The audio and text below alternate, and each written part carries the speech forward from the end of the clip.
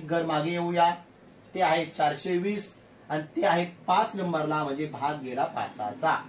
84 5 420, खाली लिहिले 420, यांची केली वजाबाकी. 7 मधून 0 गेले 7, 8 मधून 2 गेले राहिले 6, 4 मधून 4 गेला 0.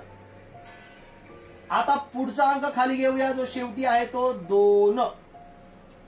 या ठिकाणी झाले 672.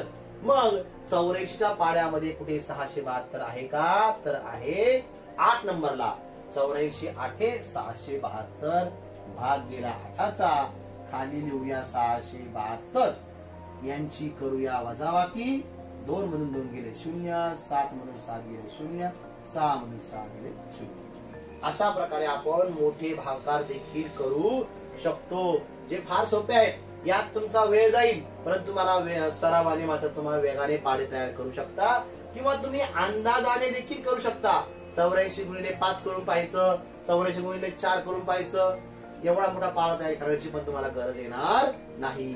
जरी काही शंका असेल तर मला कमेंट बॉक्समध्ये नक्की कळवा. धन्यवाद.